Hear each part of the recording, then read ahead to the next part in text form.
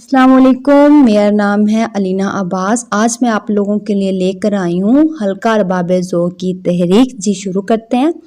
حلقہ ارباب ذوق اردو کی سب سے فعال تحریکوں میں سے ایک ہے جو اب تک جاری و ساری ہے۔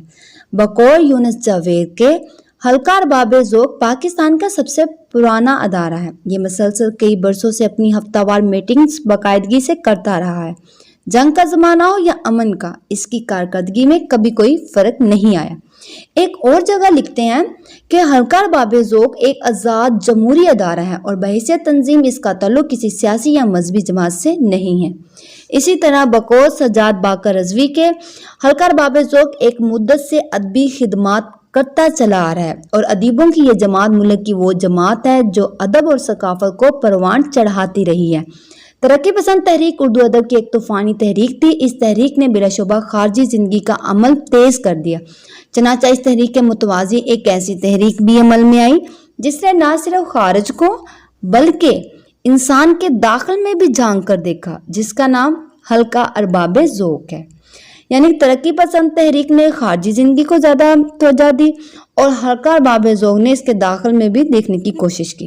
جی حلقہ ارباب ذوق کو ترقی پسند تحریک دونوں کو ایک دوسرے کی ضد قرار دیا جاتا ہے، لیکن اس میں کوئی شک نہیں ہے کہ داخلیت اور مادیت اور روحانیت کی بنا پر ان دونوں میں اختلاف موجود ہے۔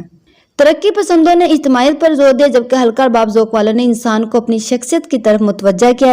ایک کا عمل بلاواسطہ خارجی اور ہنگامی تھا جبکہ دوسری کا بلاواسطہ داخلی اور آہستہ ہے۔ اسی طرح اس کے آغاز کے بارے میں دیکھیں گے کہ حلقہ ارباب ذوق تحریک کا آغاز کب ہوا۔ جی آغاز اس کا ہوا تھا 29 اپریل 1939۔ کب؟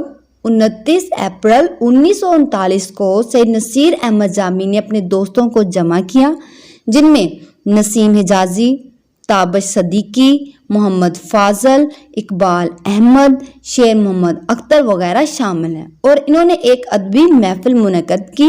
نسیم حجازی نے اس میں ایک افسانہ پڑھا اور اس پر باتیں ہوئی۔ اس کے بعد اس محفل کو جاری رکھنے کے لیے ایک منصوبہ بنایا گیا اور رسمی طور پر اس کا نام مجلس داستان گویا رکھ دیا گیا۔ جی اس کے اغراض و مقاصد کے حوالے سے بات کی جائے تو ہم دیکھیں گے قیوم نظر نے اپنے انٹرویو میں اس تحریک کے جو اغراض و مقاصد بیان کیے ہیں وہ درج ذیل ہیں۔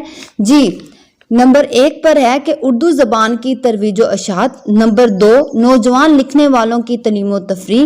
نمبر 3 اردو لکھنے والوں کے حقوق کی حفاظت۔ نمبر 4 اردو ادب اور صحافت کے ناسازگار ماحول کو صاف کرنا۔ جی نمبر 5 تنقید ادب میں خلوص اور بے تکلفی پیدا کرنا۔ اور انشاءاللہ ہم اگلی ویڈیو میں اس کے دور پڑھیں گے کہ کتنے دور ہیں اور ان دوروں میں کیا کیا کام ہوا۔